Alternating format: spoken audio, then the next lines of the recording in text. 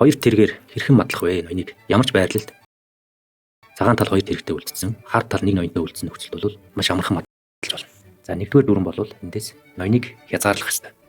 Аль нэг болон руу. За эндээс ноён 8 дугаар шугам дээр байгаа учраас 7 дугаар шугамаар тэргийг хязгаарлана. Эхний ээлжид.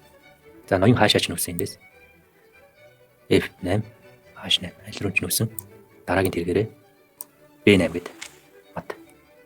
За энэ бол шатар бас маш төгсгөл дөрвөн тохиолдолд нь хоёр тэрэгтэйг үлдсэн зайл нэг ноёнтой үлдсэн нөхцөлд бол ингэж маш хурдан мадлж болох юм. Ноён нь төв дээрээ босод тэрэгнүүд нь дурын байралт ингэ байх юм бол за эндээс бас муу ялгаа авахгүй ноёныг хязгаарлана. За хэрвээ энэ H шугам дээр мадлах гэж байгаа бол энэ шугамын шугамаар хязгаарлах хэрэгтэй. За ноён F4 гингүүд тэргээ шугам аваад за ноён F5 авах юм бол за ялгаа авахгүй F3-г авсан ч бас болно. Тэгэх юм бол F2 дээр шалаад ноён G3 гэвэл тэрэг G8 ноён H4 H3 аль руу орсон ч юм байхгүй. H4 дээр ингэж мадлах. Эхний дүрэн бол ноёныг хязгаарлах. За энэ дээр бас нэг зарим хүүхдүүдийн алдаад байдаг нэг зүйл нь. За эхний ээлжинд шууд ноёныг хязгаарлана. За 8 дугаар шугам руу мадлая. Хязгаарлалаа. Айлын ноён ингээ бариад орсон нөхцөлд шууд одоо энэ А6 дээр шалж болохгүй. Энэ тохиолдолд яадаг вэ гэхээр тэргийг идчихнэ. За тийм учраас эндээс хязгаарлаад ноён хэрвээ тэргүү бариад орсон нөхцөлд бол шугам даав ингээд тэргээ татчихна.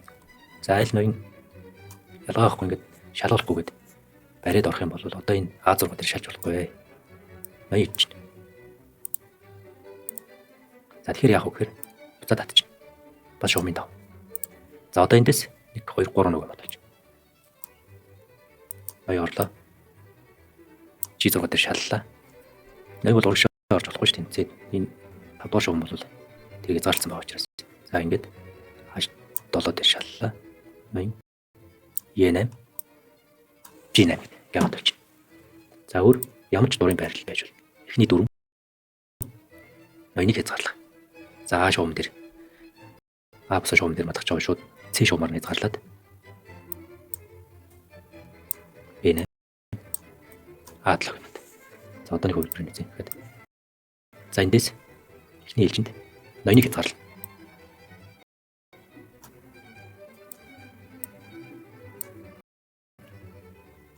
C3 өнгөтнө.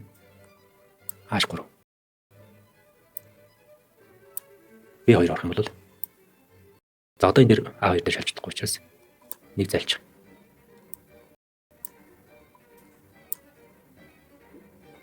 F2.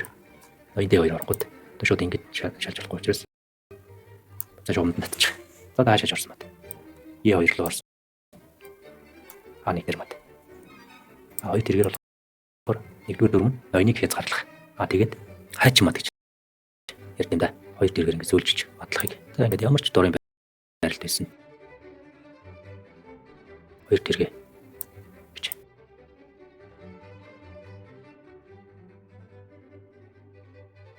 За энэ дэр ингэ шалж болохгүй тохиолдол бол шугамд нь татчихад B шугам дээр татаад за энэ ноён ойртох боломжгүй болонгот ингэ B8 за одоо ингээ хоёр тэргээр мадалж сурсан байх гэж бодож байна. Шадар бас маш их өргөн тохиолддог нэг мад бол нэг тэрэгтэй ноёнтой байх тохиолдолд. За энэ тохиолдолд хэрхэн мадлах вэ гэдэг. За муу ялгаа авахгүй эхний ээлжинд ноёныг хязгаарлах хэрэгтэй. За 8 дугаар шугам дээр очиж энэ 7 дугаар шугамаар хязгаарлах хэрэгтэй. За эндээс харын ноён H8 руу орох юм бол хоёр нөгөөд мад болж шууд ноён G6 шахаад G8 руу оронгууд тэргээр А8 дээр мад болж. Ноён руу нэвтэж болж болохгүй. H7, G7, F7 энэ гурван буудлыг энэ ноён хянж байгаа учраас за ийм байралд орж ижил шууд ноёныг мадлана. Дурын байрлалаас ноёныг шахаад нэг тэргээр.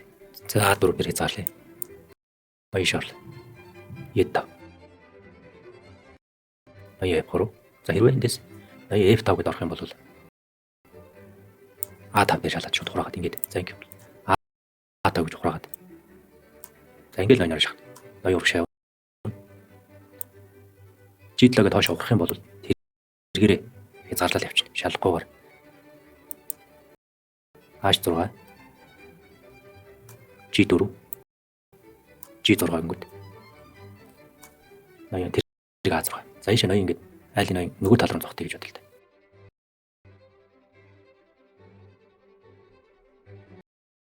Ноёноор өгөөд. Нөгөө тэрэг нөгөө талд нь орчихсон. Ингээд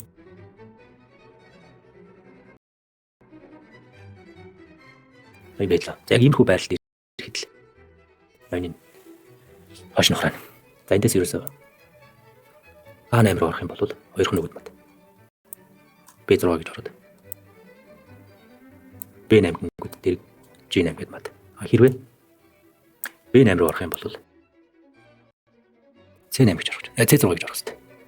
Эндээс тэгээд C8 гэд ноён орох юм бол G8 дээр шалчихна. A8 орвол ноён B6 ганццаг ганцхан нүүдэлтэй гэмэд. За эндээс тэгэхээр A8 B8 хоёр хоёулаа урд мадалж очиж C8 гэж орж. За ноён C8 C6 ноён D8. За энэ нөхцөл яг дөрөвний шиг тэрэг нөгөө тал руу татчихна. За одоо ингээд тэрэг ноён C8 руу орох юм бол шууд A8 дээр мадтай учраас ноён зогтно. Тэгээ ноёноор ингэж очиж. Хаас. Чек. Ингээл мадалж. Одоо ийм хүү байрлалаас G3-г авах юм бол нөгөө тал руу бас F5 гэд нөгөө тийш цогтчих боломжтой. Энэ үед тэрэгний жиг маневр ээлж авангууд гоорлоо. Гэл.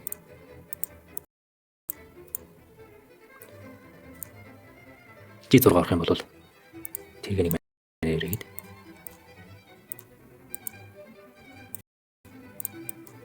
одоо ингээл нөгөө дөрөвний байрлал. Босоо шугамарнаас ингээд язгаарлаж. За хэрвээ ноён энд байсан бол гэж бод. А4 үлгүүгээр бас шууд F3 дээр ингээд бас урдан шахаж болно. G5 гэхээр ноён G3. тэрэг F5. ноён G6.